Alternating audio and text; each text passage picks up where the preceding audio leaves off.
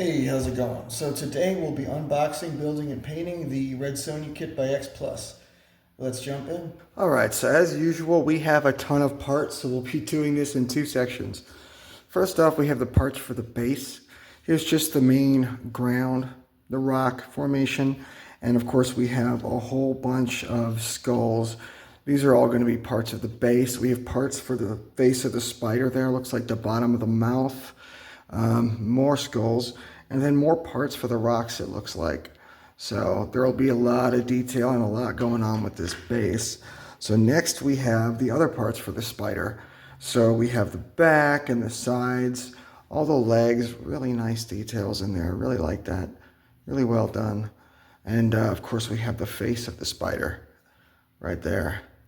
Not too shabby. Again, that other piece was for the bottom of it, so it'll be in two halves. Of course, here we have the body, very nicely detailed, and of course, the nameplate, which I really like. It matches the one with Vampirella, so I'll be doing them side by side after I do this one. Vampirella may be my next kit. I haven't decided if it's next, but it will be getting done. So here we have parts. These are mostly like straps for the belts and things, for the boots as well. But yeah, a lot going on. That's a lot of separate straps, really impressive. Don't know what those are. They might be earrings, I'm not sure. But yeah, looks like part of a metal sleeve there. Let's get a close in of that, close up. Really well detailed, really defined. And then here we have parts for the sword. Again, very, very nicely detailed. Looks like parts for the gloves. And again, that detail level, if it'll focus, is insane. I absolutely love that. And then we have parts for, I believe that's for the axe. But yeah, okay, so the main blade of the sword at least will be one piece. I do like that. It looks like there is damage on the sword. You could see right here. And also right here, there's a bunch of spots. I'm very, it'll focus, very pleased with that. I really like the fact that they went to all that trouble. There you go, you can see it. But yeah. Next we have, looks like parts for the shoulder pads, but also parts for the hair. There are a lot of parts for the hair. I believe there's more on the next runner, I'll show you. But yeah, she's got a lot of hair. This looks like more possible hair and shoulder pad parts. Looks like more leather straps almost. Very nice. Now we're going to move these out of the way and we're going to do the rest.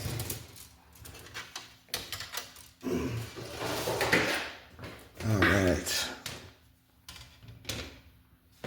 These are the remaining 4 runners. All right. So we have parts for the body. This is the front of the leg. I love that the detail in the knee is so defined. I'm going to try something new with this for shadows that I haven't done before.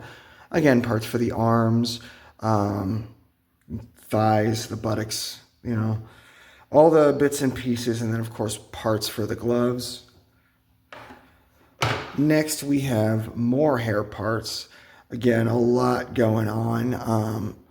Figuring out the sub-assemblies for this is going to be a little tricky, but we'll see. You got the very defined muscles in the back there. I like that a lot. Very well done. Back of the head. And here is more of the back of the body, the front of the body. So this will be a fairly large kit. Again, really like that the muscles are so well defined in this. I'm going to have fun with that. And then, of course, there's the face. And as usual, I know no one ever points this out, but it does have eye detail. If you look very closely, you can see those spheres in the eyes. Now, they protrude. They don't, they're not indented or anything. There's no panel line for it. They just protrude. The two, see, the circular parts for the eyes, and that'll be your guide. Unfortunately, since it protrudes, it is going to make it difficult to use those as a guide, but we will do our best. And of course, there's the bust, more for the back of the head. But yeah, and that axe is really nicely detailed. I like that the blade's one piece. The shaft will have to cement, but we'll make it work.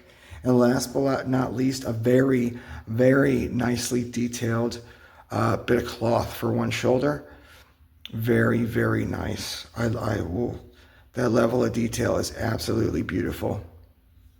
I think this is one of my favorite parts of the kit. Look at that. That's insane. All the folds and wrinkles and tears, they're all so well defined. But yeah, let's get started with the build.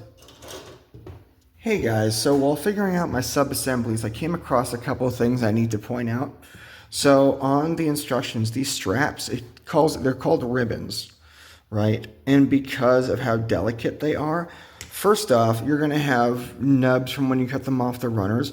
You need to find a way to support the pieces while you sand them. So for example, if you have a nub right here, right? What you want to do is support the side that doesn't have a plastic support like here and carefully sand, right? Because if you don't want to be, sanding it and also bending it at the same time, because if you just sand it, right? See, that's going to be moving back and forth and then you risk breaking it. So find a way to support the piece as best you can to hold it to where nothing is going to be moving and the ends have some sort of stability. That way you don't risk breaking it. Secondly, these ribbons, you want to install those last. Please do them last. The reason I say that is because here you have your tab for easy, or the hole for easy access for your tab, right? Then you can slide it in like so and attach it. But if you do that before you sand or before you paint, you risk breaking that off, right? So for example, if I need to sand the seam lines, right, which I will be doing, well, then I risk bumping into this and breaking it off. And same with painting. You do not want to risk breaking those. So I strongly suggest you save those till the end, okay? Now next up, we have the sub-assembly for the torso. First off, I do really appreciate that the seam line is behind the ears and not in front. Makes it a little easier to deal with. I have rubber bands holding it together so the cement dries. I am going to let this dry overnight. Just the front, back, and side halves of the torso and the face. The bust I'm doing separately because first off, I have a little bit here that I want to sand down and I don't want to damage the bust piece, but also because if you attach the bust after, you're not going to have any seam lines. Because this starts at the what the instructions call the bikini, right? So it's not really a seam line. It's the line where the bikini ends and the bust begins. Same with up here. There's not going to be a seam line because that's the strap, right? So you don't have to worry about that with this. And of course, again, this is not a seam line because it's where the bikini starts and ends. So I will be attaching this after the fact. Once all this dries and is sanded, then I'll add the bust. So I would suggest keeping that separate since you won't have to worry about seam lines and it'll be easier to sand down the parts that have been cemented together. See? So there's that, and then of course I'm working on the next arm. One thing to point out is one of these sides, these little pieces right here is separate. You want the flat end of this little almost a square with 2 points on it. You want the top part of it to be the flat side. The slightly bowed side is on the bottom, okay? And I'm assembling it like this so it's easy to access and it can sand it down, again, making my life easier. And then of course this will go into the arm. Now I'm using a combination in this kit of the regular Tamiya cement, not the quick drying, but the regular Tamiya cement because it's thicker. And when you squeeze the parts together, it'll ooze out a little better and make it a lot easier to fill that gap. When I use the thin stuff, it doesn't always work so great. However, I'm also using my extra thin Tamiya cement for little odds and ends that it's going to be too goopy if I use the regular stuff. So I'm using a combination of those. But yeah, so far that's where we're at with the build. Okay, so now that we're almost done building the kit, we're going to go over our sub-assemblies and why they're sub-assemblies. So after I remove the seams from the torso and the neck, I also removed the seams from the arms and then cemented those on because it's not there now, but there was a seam line where the shoulder attaches and the shoulder pad isn't going to block that. So you want to attach those and then sand them down, remove the seams. On this side, I just used putty because I don't want to remove the muscle tone. If I filled that in with putty and then sanded it down, she would lose the muscle definition from the shoulder and the bicep. So that's just got some putty in it. This side has been sanded down. You're going to see there. So I got a little too gung-ho with some of the sanding. And so I had to fill in some of the gaps with some Vallejo plastic putty, right? Same putty I used for this side here. Now, this is going to be our first main piece. We'll paint this as is, right? It shouldn't be too hard to reach any of these areas because of this. And then, speaking of the hair, now I wanted to be able to paint the hair separately as much as possible because once I attach it, it's going to be hard to paint these undersides. It's going to be hard to reach those. So by going by the instructions, I found that I am able to paint or build all of the hair separately until I get to the last three pieces. So pieces number 35, 37, and 42 have to be attached after you attach the hair to the back of the head. The rest of it you can do separately, okay? And so here's two of those three pieces. They attach together first. These are the bangs, right? And then we have this piece here, right there, that little tuft of hair. Those three pieces will be assembled after we attach the hair to the body. So that those will be their own separate sub-assemblies. And the cloth is going to go in between the body and the hair, so that will also be a sub-assembly. And here's an example of what I mean, right? See this L-shaped slot? That goes into here, right? Now, when I attach that, it's going to be hard to access some of these areas deep in there with a paintbrush while not messing up the paint on the torso. So that's why we're doing these separate. So the order is going to be like this. I'm going to paint all this, right? Then, after I paint this, I'll attach that. After I paint the hair, I'll attach that. Then I'll paint these two pieces and this piece, and then attach those. Now, after you paint, you're going to want to use super glue and not Tamiya cement because the Tamiya cement won't react well with the paint. And so you're going to take like a tiny little dollop of it, right, with some super glue and like a toothpick use maybe, and put it on that way. Now we have the thighs. Again, you're going to see some Vallejo plastic putty in there. I got a little too excited with the seam lines, got excited about making the video. But the legs are going to be separate as well because there are no seam lines to remove. They go over in a spot where you're not going to see them. And yeah, and this is, again, going to make it a little easier to paint, right? Then we have the boots. Now, this is why I mentioned doing the straps later, because I broke one and I needed to cement it.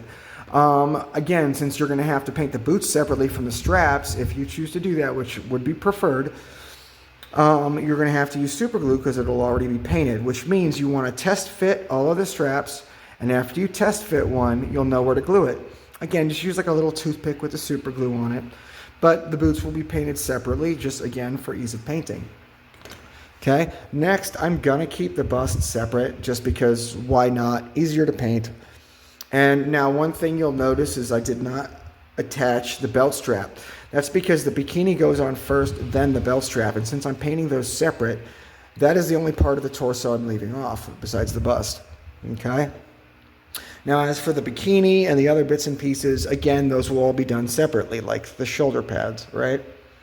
Now as for the base, once it's finished being built, the spider will be painted separately from the two main base pieces, as will the nameplate separately and all of the skulls. And those are all of our separate sub-assemblies. All these chunks you're seeing that I'm showing you in this video are all our final sub-assemblies, and once they're all painted, we will start putting the rest together.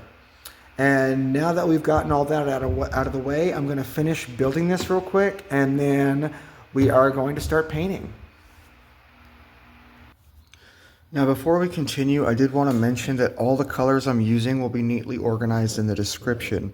And now we're going to take our Nuln Oil and we're going to first do the shading for the eyes. So we're going to wipe that off a little bit. We don't want it super thick, but just like with the last kit, we're going to go over and completely do a wash over the eyes like that. See? I do the other one. This is going to make it so we can define our lines and make it easier to paint. So I'm going to do it from the inside outwards. Next, we're going to use gray Seer in the eyes, and I'm going to do these upside down and make them a little easier. And since we used that Nuln Oil everywhere as an outline to make it easier to stay in the lines, this is going to be a lot easier to do. See, there's the first one. Right in there, right in the lines. Alright, so next we're going to take our Caliban green and we're going to paint in the irises. Just being ever so careful. Try to make as close to a circle as you can. See? Like that. Same with this eye here. Okay, now I'm finding this extremely difficult to do on camera, but I am trying my best. I usually paint from underneath or upside down because it's just easier to reach. But this not only is the staff in the way with the axe, but the camera's in the way as well. So this is making it extremely difficult to do. But taking my Warboss green and going over most of this side with it. We're going to see how that looks. Odds are it's not going to look great. It's so dark in here you can't even see what I'm doing. Oh boy. There we go. That's where we're at so far. And once that dries, we're going to, nope, you know what? We want a little bit more coverage on this eye. A little bit more. See, you can see that through the camera there. There we go. And we want a little thicker on this side. Okay. And there we are so far. Hopefully you can see that all right. But yeah. And now I am ever so carefully doing the pupils. Next I'm taking some Warpstone glow and just hitting a very tiny spot on one bottom side. And there is where we are at so far. You know what? I'm going to add a little dot of white to the upper left corners, and then we're going to call these eyes good.